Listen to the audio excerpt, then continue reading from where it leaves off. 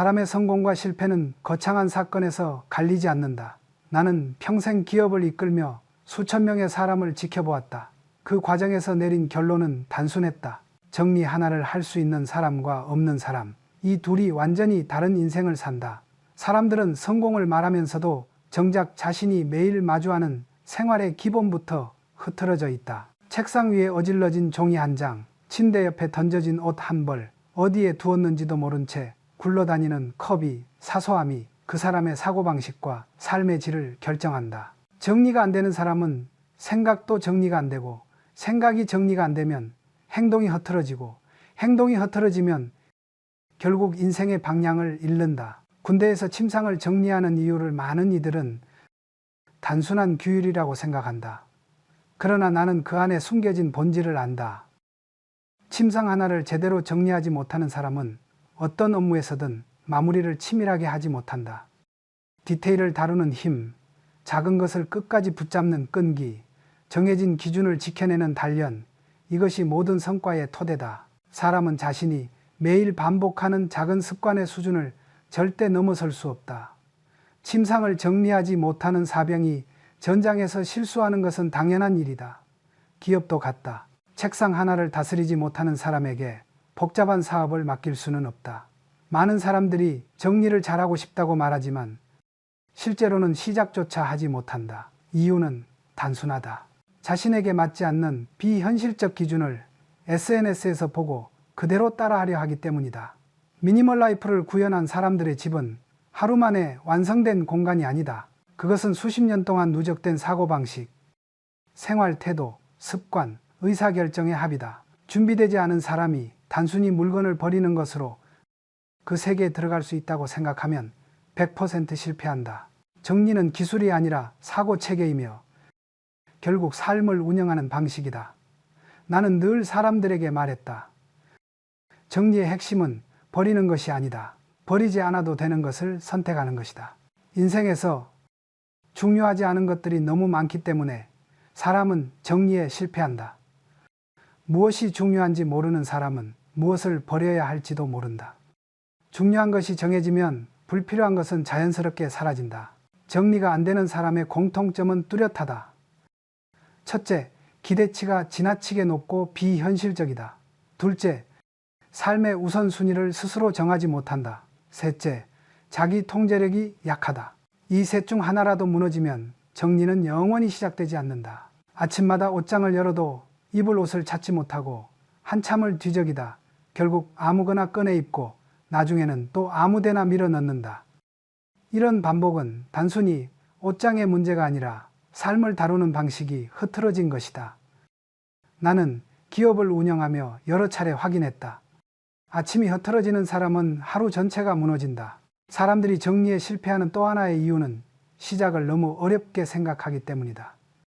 그러나 정리는 복잡한 이론이 아니다. 책상 한 칸, 서랍 한 줄, 옷장 한 평방미터면 충분하다. 이 작은 영역조차 지배하지 못하는 사람이 더 큰 공간, 더 큰 일을 다스릴 수 있을까?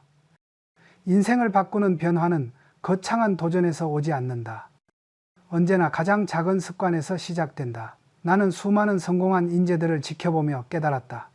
정리된 공간은 정리된 사고를 만든다. 정리된 사고는 반드시 성과를 만든다. 군대에서 침상을 각 맞춰 정리하는 일은 많은 이들에게 단순한 규칙으로 보인다. 그러나 나는 그 장면 속에서 인간의 본질을 본다. 하나의 침상을 제대로 정리할 수 있는 사람과 그렇지 못한 사람은 삶 전체를 다루는 능력에서 극명하게 갈린다. 윌리엄 맥레이븐 제독이 성공하고 싶다면 침대를 정리하라고 말한 이유도 바로 여기에 있다. 침상을 정리하는 행위는 단순한 노동이 아니다. 그것은 자기 통제력, 규율, 판단력, 마무리 능력, 그리고 책임감의 총체적 점검표다. 나는 사업을 하며 수많은 사람을 보았다. 능력이 뛰어난 사람도 있었고, 말 잘하는 사람도 있었고, 머리는 좋지만 책임감 없는 사람도 있었다. 그러나 침상 하나를 제대로 정리하는 습관을 가진 사람은 단 한 명도 예외 없이 큰 실수를 하지 않았다. 그들은 작은 일을 대충 넘기지 않았고, 원칙을 어기지 않았고, 마지막 순간의 디테일을 놓치지 않았다. 사람은 자신이 매일 반복하는 행동 그대로의 인생을 산다. 이와 반대로 침상을 대충 덮어두고 옷을 아무데나 걸어두고 컵을 내려놓은 뒤 치우지도 못하는 사람은 반드시 똑같은 방식으로 업무를 처리한다. 그들은 중요한 이메일을 놓치고 문서의 마지막 문단을 확인하지 않고 약속 시간을 헷갈리고 결국 신뢰를 잃는다. 나는 이것을 수십 년 동안 반복해서 확인했다. 작은 정리의 실패는 곧 삶의 구조적 실패로 이어진다. 군대에서는 전쟁이 없을 때 필요한 덕목이 꼼꼼함이다. 그러나 전쟁이 시작되면 용기와 결단력이 필요해진다. 이 두 가지는 서로 다른 자질 같지만 사실은 하나의 뿌리를 가진다. 자기 통제력이다. 침상을 정리하지 못하는 사람은 이 자기 통제력의 근본이 약한 경우가 많다. 그들은 반복적이고 지루한 일을 견디지 못하고 주의가 분산되고 마지막 순간에 확인을 놓친다. 충동적이고 즉흥적으로 행동하기 때문에 장기적인 성공을 이루기 어렵다. 정리 전문가들은 종종 정리를 못하는 사람의 상당수가 ADHD 성향을 갖고 있다고 말한다. 과잉 행동, 충동성, 부주의, 이 세 가지 요소 중 하나라도 강하면 정리는 어려워진다. 하지만 나는 여기에서 한 가지 중요한 진실을 본다. 정리는 성향의 문제가 아니라 훈련의 문제라는 것이다. 성격은 타고날 수 있지만 습관은 길들일 수 있다. 나는 직원들에게 늘 말했다. 성공하고 싶다면 일단 너의 공간부터 다스려라. 작은 공간을 지배하지 못하는 사람은 더 큰 세계를 맡길 수 없다. 책상 한 칸을 정리할 줄 아는 사람은 문제 한 개를 해결할 수 있고, 서랍 하나를 정돈할 줄 아는 사람은 팀 하나를 이끌 수 있고, 침상 하나를 완벽하게 정리할 줄 아는 사람은 결국 큰 조직을 움직이는 핵심 인재가 된다. 정리는 단순한 정돈이 아니다. 자신의 내부 혼란을 통제하는 능력의 외부 표현이다. 군대에서 침상이 흐트러진 사람은 마음도 흐트러져 있고, 마음이 흐트러지면 판단이 흐려진다. 기업에서도 똑같다. 책상 위가 복잡한 사람은 업무의 우선순위를 정하지 못하고, 우선순위를 정하지 못하는 사람은 결국 기회를 놓친다.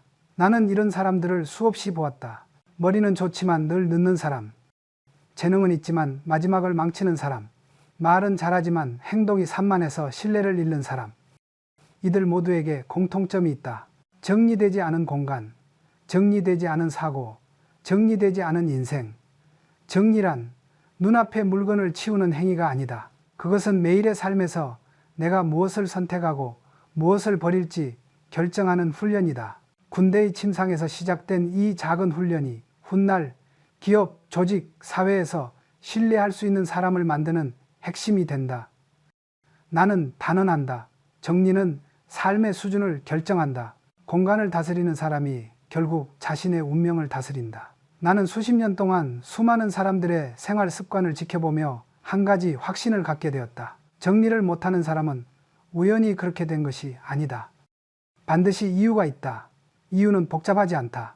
오히려 너무 단순해서 사람들이 무시하고 넘어갈 뿐이다. 나는 이 문제를 세 가지 축으로 설명한다. 비현실적 기준, 우선순위의 부재, 자기 통제력의 약화. 첫째, 비현실적 기준이 사람을 압도한다. 오늘날 사람들은 SNS에서 완벽하게 정리된 공간을 보고 그것을 하루 만에 따라 할 수 있다고 착각한다.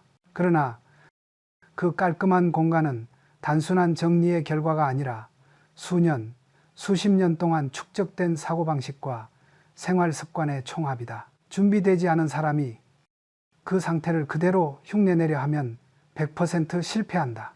이유는 분명하다. 그들이 보는 공간은 결과이고 자신이 마주한 현실은 과정이기 때문이다. 과정이 바뀌지 않으면 결과도 바뀌지 않는다. 그럼에도 불구하고 많은 사람들은 SNS의 이미지를 보고 나도 이렇게 해야 한다고 생각한다. 하지만 집으로 돌아가 실제 옷장을 열어보는 순간 그들은 벽을 느낀다. 정리는 시작도 못하고 실패의 감정만 더 깊어진다. 내가 경영을 하며 수없이 경험한 것도 똑같다. 비현실적 목표는 시작을 막고 시작하지 못한 사람은 결국 아무것도 이루지 못한다. 둘째, 우선순위를 정하지 못하는 사람은 평생 정리에 실패한다. 정리란 물건을 예쁘게 배열하는 작업이 아니라 무엇이 중요한가를 판단하는 훈련이다.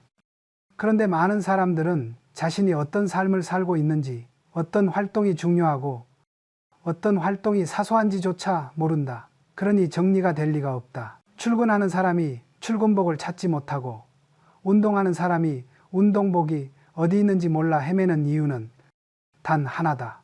활동 기준으로 정리하지 않기 때문이다. 정리의 핵심은 옷을 어떻게 접느냐가 아니라 나의 삶을 어떻게 설계하느냐다. 출근장이 없는 사람은 아침마다 흔들리고 흔들린 아침은 하루 전체를 무너뜨린다. 셋째, 자기 통제력의 부족, 즉 자기 스스로를 관리하지 못하는 상태다. 정리를 못하는 사람들은 대체로 충동성이 강하거나 금방 지루해하거나 주의가 분산된다. 옷 하나 정리하다가 갑자기 다른 일을 시작하고 그 일도 미완성으로 끝나면서 결국 모든 공간이 흐트러진다. 이것은 단순한 생활 태도의 문제가 아니라 자기 자신을 다스리지 못하는 심리적 구조다. 안녕하세요. 음성 서비스를 제공해 드릴 수 있어서 기쁩니다. 마음에 드시는 목소리를 선택하시면 함께 멋진 음성 제작을 시작해 보도록 하겠습니다. 그러나 그것은 냉정하게 말해 환상이다. 그 공간은 단순한 정리의 결과물이 아니다. 그곳에는 수십 년의 습관, 사고방식의 훈련, 물건을 고르는 기준, 버리는 기준, 삶의 우선순위가 촘촘하게 쌓여 있다. 그런데 대부분의 사람들은 이 모든 것을 단 하루 만에 따라 하려고 한다. 이것이 바로 실패의 시작이다. 나는 사업을 하며 비슷한 장면을 수도 없이 보았다. 성과를 낸 사람의 결과만 보고 그 사람이 걸어온 과정은 보지 않은 채 그대로 따라하려는 사람들. 그리고 모두 같은 결말에 도달한다. 과정을 무시하면 반드시 실패한다. 정리도 똑같다. 미니멀 라이프는 결과다. 그 결과를 가능하게 한 것은 물건을 버린 것이 아니라 삶의 구조를 완전히 바꾼 선택과 훈련이다. SNS 속 사진 한 장에는 이런 과정이 담겨 있지 않다. 그 사람이 10년 동안 어떤 물건을 더 이상 사지 않았는지, 어떤 기준으로 물건을 들이고 내보냈는지, 시간표를 어떻게 관리했는지, 생활 방식을 얼마나 고쳐왔는지 모든 것이 삭제된 채 완성된 상태만 보여준다. 사람들은 그 결과를 보고 곧바로 따라한다. 하지만 그들의 집에 있는 것은 사진 속의 10분의 1도 되지 않는 준비되지 않은 사고방식이다. 그래서 정리는 시작되기도 전에 무너진다. 환상은 의욕을 만들고 현실은 그 의욕을 꺾는다. 정리 전문가들이 말하는 또 하나의 함정은 비교다. 사람들은 남의 집과 자신의 집을 비교하며 스스로를 자책한다. 왜 나는 저렇게 못하지? 그런데 나는 기업 경영을 하며 아주 중요한 사실을 배웠다. 비교하는 사람은 절대 성장하지 않는다. 정리도 마찬가지다. 남과 비교하는 순간 자신에게 맞는 속도를 잃는다. 속도를 잃은 사람은 습관을 만들지 못하고 습관을 만들지 못하면 변화는 절대 일어나지 않는다. 미니멀 라이프는 누구나 할 수 있는 것이 아니다. 모든 물건을 버려야 성공하는 것도 아니다. 정리의 목적은 버리는 것이 아니라 살아갈 수 있는 삶의 구조를 만드는 것이다. 누군가에게 미니멀 라이프는 맞을 수 있다. 그러나 어떤 사람에게는 미니멀 라이프가 오히려 불안과 스트레스를 만들 수도 있다. 가족 구성원, 직업, 생활 패턴, 취향, 감정의 구조, all of this는 모두 다르다. 그런데 SNS의 한 장면을 절대 기준으로 삼아버리면 자신에게 맞지 않는 방식으로 집을 바꾸려 하게 되고 결국은 더 깊은 혼란을 만든다. 나는 직원들에게 늘 말했다.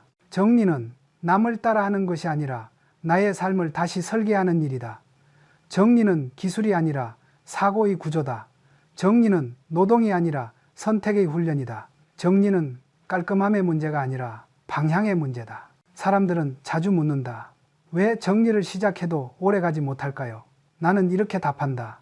자신의 삶에 맞지 않는 정리를 하기 때문이다. 다른 사람이 버린 물건을 나도 버려야 하는 것이 아니다. 다른 사람이 가진 수납 방식을 그대로 따라야 하는 것도 아니다.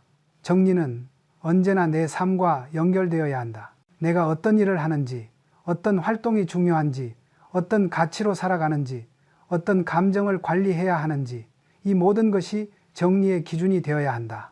따라서 정리는 외형을 바꾸는 작업이 아니라 내면을 재정렬하는 과정이다. SNS의 완벽한 공간을 기준으로 삼는 순간 내 삶은 다른 사람의 규칙 속으로 들어가 버린다. 그렇게 만든 정리는 절대 오래가지 않는다. 오래가지 않는 정리는 정리 실패의 굴레를 더 깊게 만든다. 나는 확신한다. 정리는 남을 따라가는 것이 아니라 나를 바로 세우는 일이다. 이 진실을 이해한 사람만이 정리에서 성공하고 삶에서도 성공한다. 사람들이 정리를 어려워하는 가장 큰 이유는 정리를 버리는 행위로만 이해하기 때문이다. 하지만 나는 평생 경영을 하며 보았다. 성공한 사람들은 버리는 데 집중하지 않는다. 무엇을 남길지 선택하는 데 집중한다. 이것이 결정적인 차이다. 정리의 본질은 공간을 비우는 것이 아니라 삶의 우선순위를 재정의하는 과정이다. 버릴 것이 많다는 사실은 곧 내 삶에 불필요한 선택을 너무 많이 해왔다는 의미다. 반대로 남겨야 할 것이 명확한 사람은 정리 자체가 단순해진다. 성공하는 사람들은 절대 물건을 기준으로 정리를 시작하지 않는다. 그들은 항상 삶의 목적과 활동을 먼저 본다. 내가 가장 많이 하는 일은 무엇인가? 내 하루의 핵심 루틴은 무엇인가? 나에게 꼭 필요한 도구는 무엇인가? 이 질문이 정리의 방향을 결정한다. 나는 직원들에게 항상 말했다. 정리는 물건의 문제가 아니라 방향의 문제다. 방향이 정해지면 물건은 자연스럽게 제자리를 찾는다. 그러나 방향이 없는 사람은 반드시 수납부터 시작한다. 옷을 접고 상자를 사고 바구니를 채우고 라벨을 붙이고 그러다 시간이 지나면 다시 흐트러진다. 왜냐하면 그 정리는 삶과 연결되지 않았기 때문이다. 정리 전문가들이 말하는 것도 같다. 정리를 못하는 사람들은 무엇을 어떻게 버릴지 고민한다. 하지만 정리를 잘하는 사람들은 무엇을 남길지 고민한다. 이 둘의 차이는 작아 보이지만 결과는 완전히 다르다. 예를 들어 옷장을 정리할 때 많은 사람들은 이렇게 말한다. 이 옷을 버릴까요? 말까요? 이 질문은 이미 잘못된 질문이다. 올바른 질문은 이것이다. 내 삶에서 지금 가장 필요하고 가장 자주 사용하는 옷은 무엇인가? 이 질문만 바꿔도 정리는 절반 이상 해결된다. 필요한 것이 먼저 자리를 잡으면 불필요한 것은 자연스럽게 밀려난다. 억지로 버릴 필요도 없다. 이미 쓰지 않는 것으로 분류되기 때문이다. 정리란 결국 내가 어떤 삶을 살고 싶은지 명확히 말하는 작업이다. 삶의 구조가 바뀌면 정리 기준도 함께 바뀐다.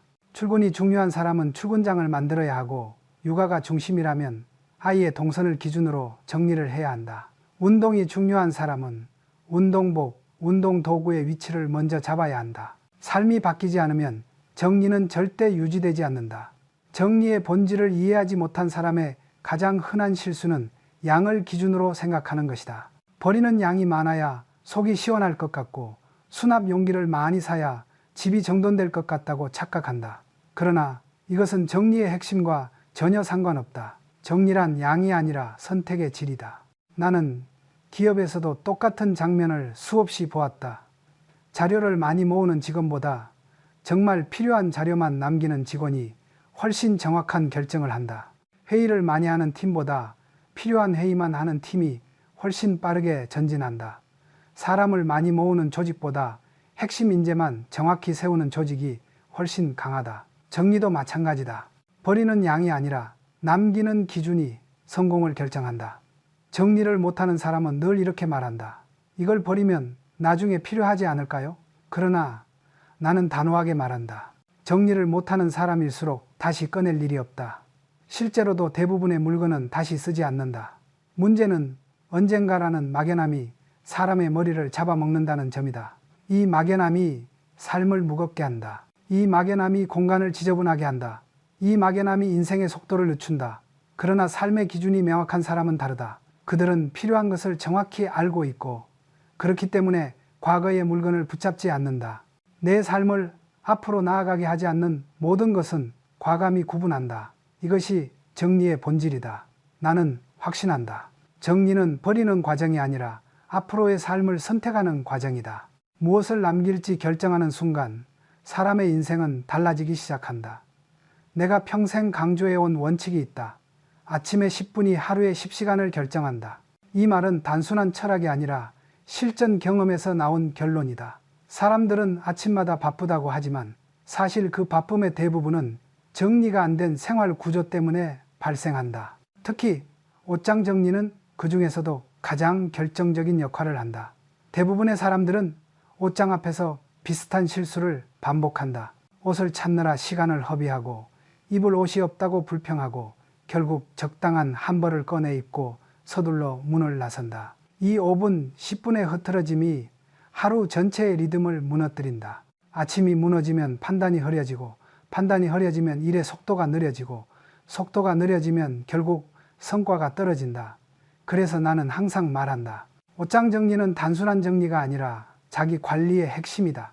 특히 직장인이라면 반드시 갖춰야 할 시스템이 있다. 바로 출근장이다. 출근장이란 별다른 것이 아니다. 한 주 동안 입을 출근용 옷을 한 칸에 모아두는 공간이다. 이 단순한 시스템 하나가 삶의 질을 극적으로 바꾼다. 왜 출근장이 중요한가? 첫째, 결정 피로를 줄인다. 사람은 하루 동안 수백 가지 선택을 한다.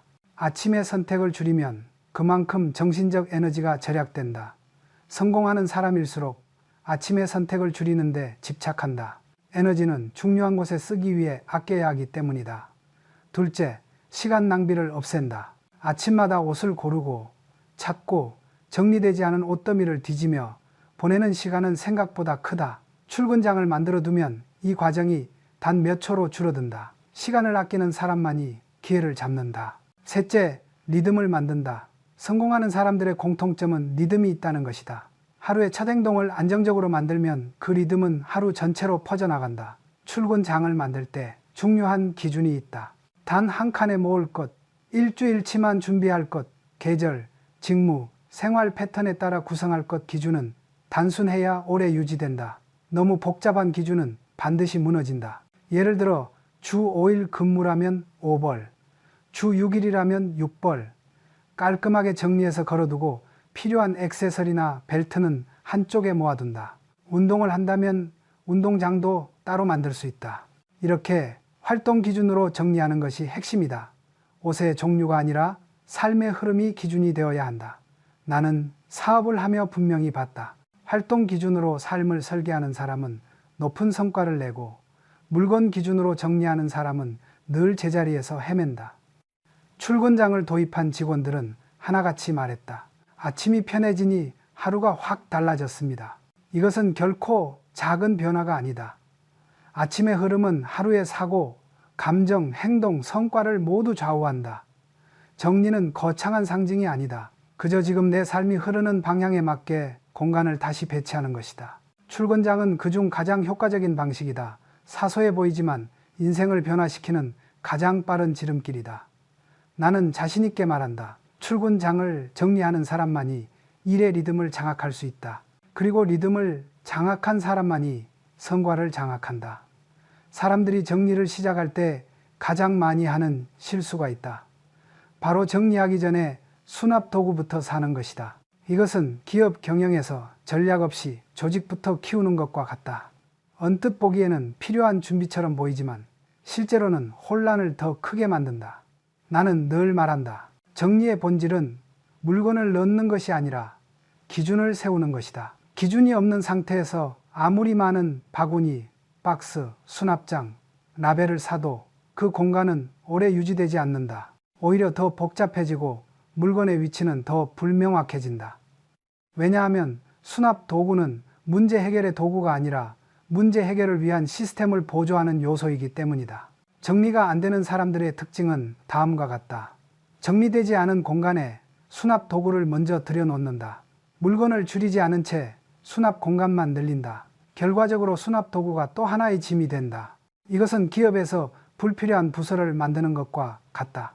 조직이 늘어나면 효율이 높아질 것 같지만 오히려 커뮤니케이션 비용과 관리 비용만 높인다. 정리도 똑같다.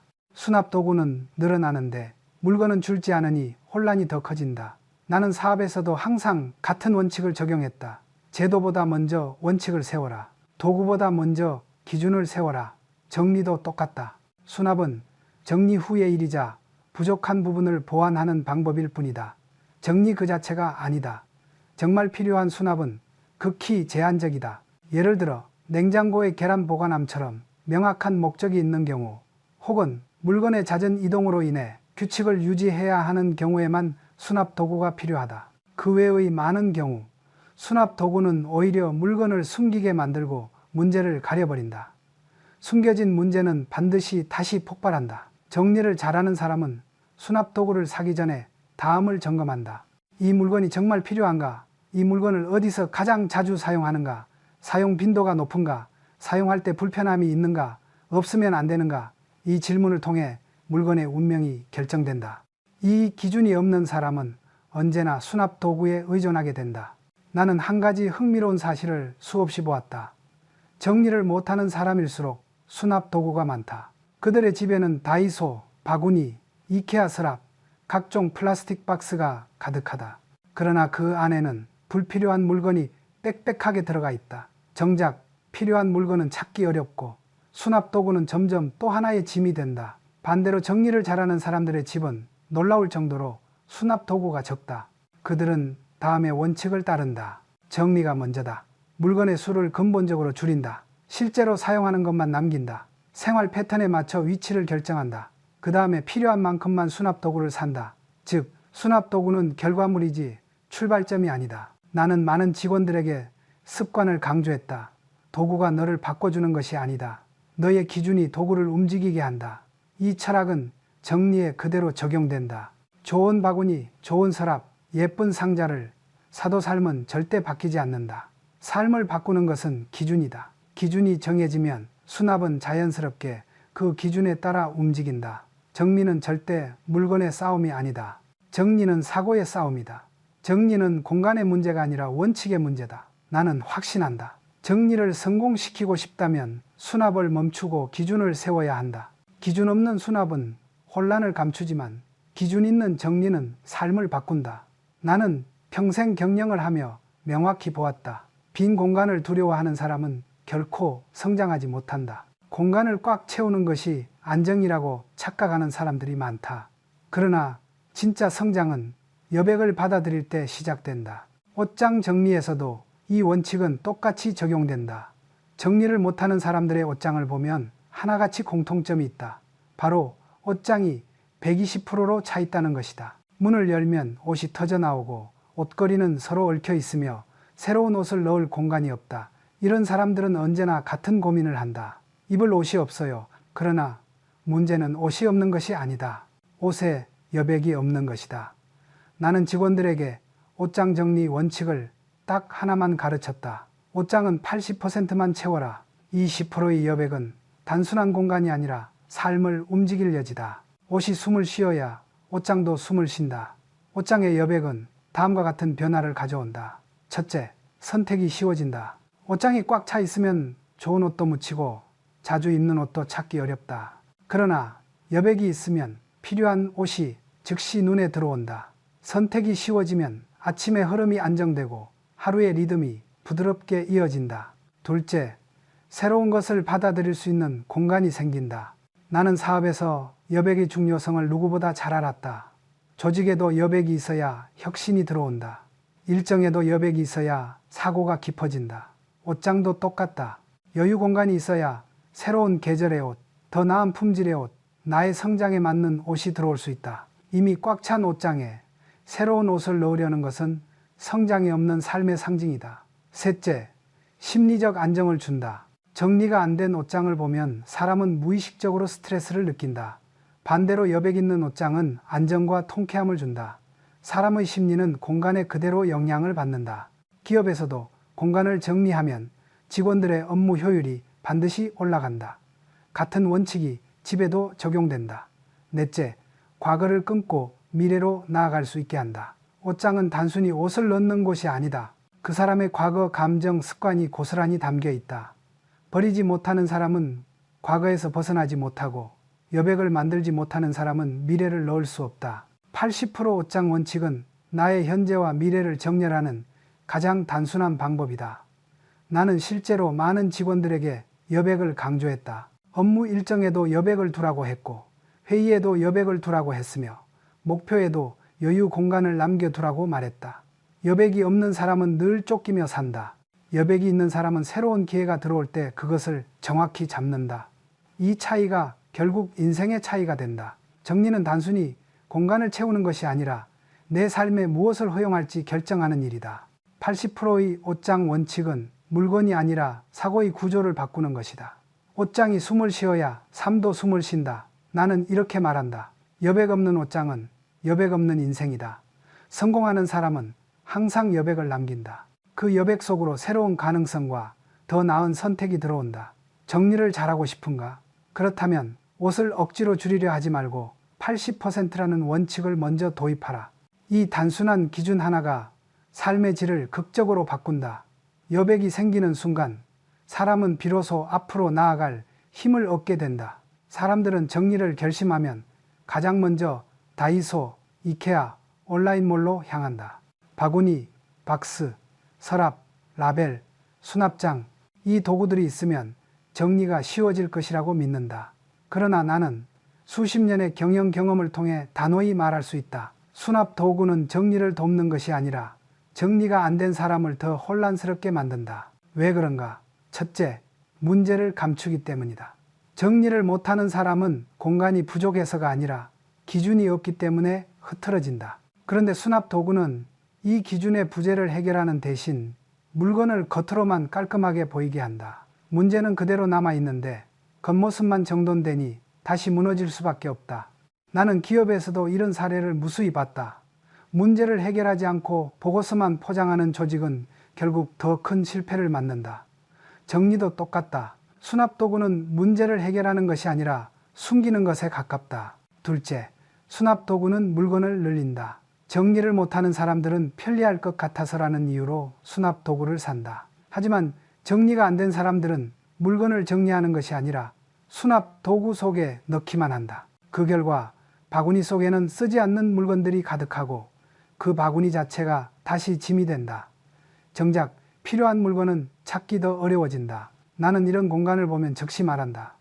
수납이 아니라 정리가 먼저다. 셋째, 삶과 연결되지 않은 수납은 100% 실패한다. 정리는 생활 기반의 시스템이다. 즉, 내가 어떤 동선을 갖고 사는가, 어떤 활동을 가장 자주 하는가, 어디에서 무엇을 사용하는가가 기준이 되어야 한다. 그러나 수납 도구 중심의 정리는 이 기준을 완전히 무시한다. 결국 바구니는 늘어나는데 생활은 전혀 달라지지 않는다. 이것은 기업에서 구조조정 없이 팀만 늘리는 것과 같다. 문제의 본질을 보지 못하면 어떤 도구도 해결이 되지 않는다. 넷째, 싸구려 수납 도구는 오히려 정리 의욕을 떨어뜨린다. 저렴한 바구니, 규격이 맞지 않는 박스, 튼튼하지 않은 수납장은 시간이 지나면 반드시 불편함을 낳는다. 뚜껑이 어긋나고 크기가 안 맞고 내구성이 떨어져 흐트러지고 공간은 더 어질러진다. 그때 사람들은 다시 새로운 수납 도구를 사며 말한다. 이건 잘 안 맞아서. 그러나 문제는 도구가 아니라 기준이다. 다섯째, 정리된 모습만 모방하고 정리의 본질은 배우지 못한다. SNS 속 사진이나 영상에서 본 수납 방식을 그대로 따라하는 사람들이 많다. 그러나 그 방식은 그 사람의 삶에 맞춰진 방식이지 내 삶에 맞춰진 방식이 아니다. 삶의 패턴, 물건의 종류, 사용 빈도, 가족 구성, all of this는 다르다. 남의 수납 방식을 그대로 가져오면 반드시 실패한다. 그리고 실패한 사람들은 다시 수납 도구를 사면서 스스로를 탓한다. 나는 경영에서도 똑같은 장면을 보았다. 남의 전략을 그대로 베끼는 조직은 반드시 무너진다. 정리는 전략이다. 전략은 반드시 자신의 현실을 기반으로 세워져야 한다. 그래서 나는 말한다. 수납 도구는 정리의 마지막 단계다. 기준이 잡힌 뒤에만 그 가치를 발휘한다. 정리가 안 되는 사람의 공간에는 수납 도구가 넘쳐난다. 정리가 잘 되는 사람의 공간에는 수납 도구가 거의 없다. 이 차이는 단순한 취향이 아니라 삶의 운영 원리에서 나온다. 정리를 잘 하고 싶은가? 그렇다면 당장 수납 도구를 멈추고 기준부터 세워라. 무엇이 중요한지, 무엇을 남길지, 어디에서 사용되는지, 어떻게 살아갈지. 이 기준이 세워진 사람은 어떤 수납 도구를 사용하든 실패하지 않는다. 반대로 기준이 없는 사람은 어떤 도구를 사도 결국 같은 자리에 돌아온다. 나는 단언한다. 정리는 도구의 문제가 아니라 사고의 문제다. 도구가 아닌 기준을 세운 사람만이 진짜 정리의 힘을 갖는다. 정리를 이야기하면 많은 사람들은 여전히 집을 깨끗하게 만드는 일 정도로만 생각한다. 그러나 나는 평생 경영을 하며 단 하나의 진실을 보았다. 정리는 공간을 정리하는 일이 아니라 삶의 방식을 재설계하는 일이다. 정리가 안 된 공간은 우연이 아니다. 그 사람의 사고방식, 감정 상태, 습관, 선택 기준, 삶의 리듬, all of this가 그대로 드러난 결과다. 따라서 공간을 바꾸고 싶다면 물건을 바꾸는 것이 아니라 사고의 구조를 바꿔야 한다. 사람들은 종종 이렇게 말한다. 정리 한번 하고 나면 달라지겠지. 그러나 나는 단호하게 말한다. 정리는 한 번에 끝나는 행위가 아니라 매일의 삶을 운영하는 능력이다. 기업도 한 번의 혁신으로 성공하지 않는다. 지속 가능한 시스템, 반복 가능한 기준, 흐트러져도 다시 원래대로 돌아오는 구조가 있어야만 조직은 흔들리지 않는다. 정리 역시 똑같다. 지속 가능한 구조가 없으면 정리는 반드시 다시 무너진다. 정리된 공간이 주는 효과는 단순히 깔끔함이 아니다. 그것은 삶의 효율과 감정의 안정을 동시에 회복시키는 근본적인 변화다. 예를 들어 책상 위가 정리되면 결정력이 올라가고, 침실이 정리되면 수면의 질이 바뀌며, 주방이 정리되면 식생활이 건강해지고, 현관이 정리되면 하루의 출발이 안정된다. 정리는 공간을 바꾸지만 실제로는 사람의 사고체계와 감정 흐름을 바꾼다. 나는 직원들에게 항상 말했다. 당신의 공간을 보면 당신의 일을 알 수 있고, 당신의 일을 보면 당신의 미래를 알 수 있다. 사람은 자신의 환경을 닮아간다. 정리가 안 되는 사람은 반드시 일에서도 불필요한 것을 붙잡고, 감정에서도 오래된 것을 놓지 못하고, 선택에서도 중요한 것을 우선하지 못한다. 반대로 정리가 잘 되는 사람은 행동이 단순하고, 감정이 안정되고, 판단이 빠르며 결정이 정확하다. 정리의 목적은 예쁘게 만드는 것이 아니다. 삶의 흐름을 부드럽게 만드는 것이다. 이 흐름이 만들어지면 사람은 더 적은 에너지로 더 많은 성과를 낼 수 있다. 흐름이 끊기면 사람은 작은 일에도 쉽게 지치고, 쉽게 분노하고, 쉽게 흔들린다. 정리를 못하는 사람의 가장 큰 문제는 정리 기준이 없다는 것이다. 기준이 없으면 하루하루가 즉흥으로 운영되고, 즉흥적으로 운영된 삶은 반드시 헝클어진다. 정리는 결국 기준을 세우는 일이다. 이 기준은 거창하지 않아도 된다. 내가 가장 많이 쓰는 것을 가까이 둔다. 자주 쓰지 않는 것은 멀리 둔다.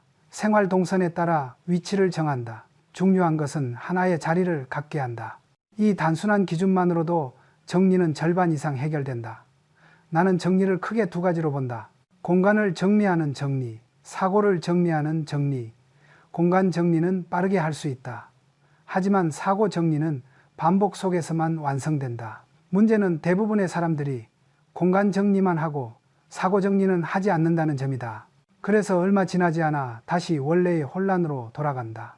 정리에서 가장 중요한 것은 습관화와 유지 가능성이다.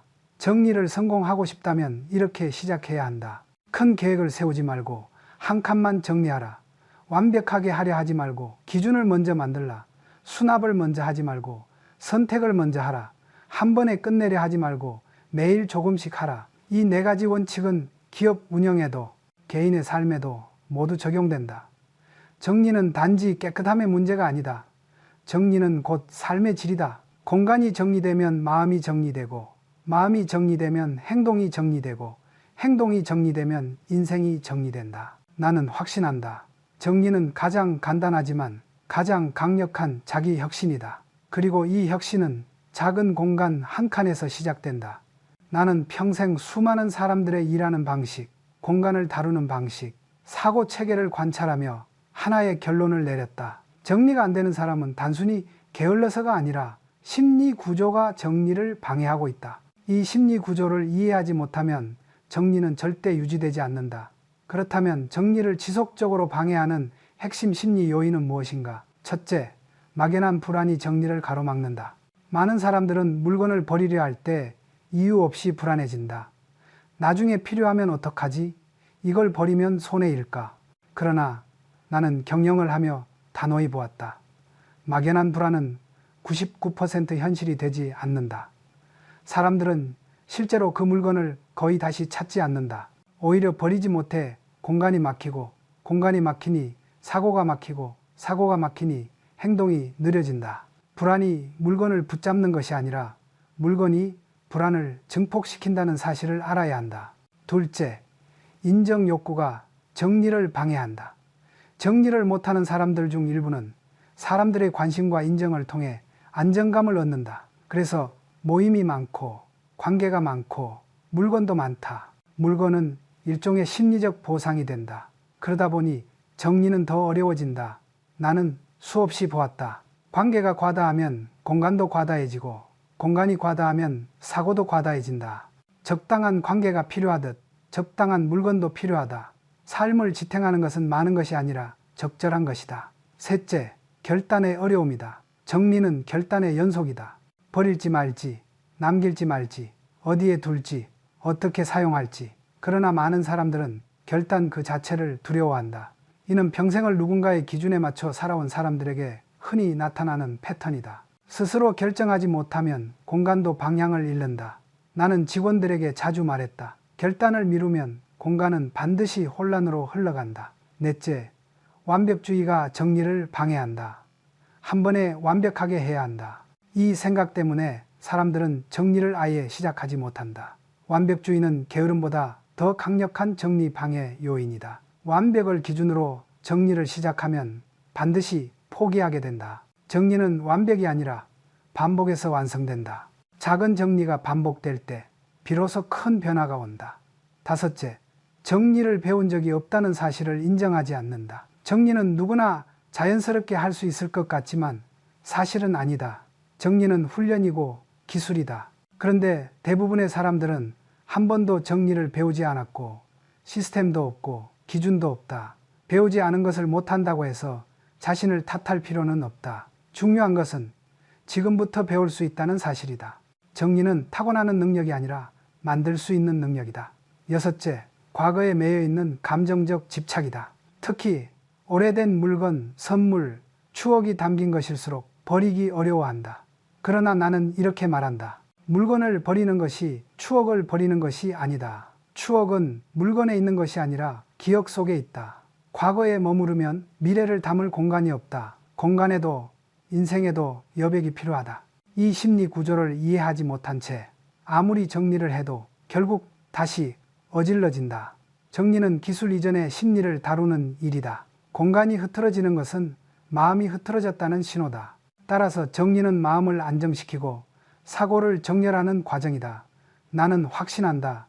정리는 외부의 작업이 아니라 내부의 재편성이다. 심리 구조를 이해한 사람만이 정리를 지속할 수 있고 지속한 사람만이 삶을 바꿀 수 있다. 정리를 단순히 생활의 일부로만 여긴다면 절대 큰 변화를 만들 수 없다. 나는 평생 경영을 하며 깨달았다.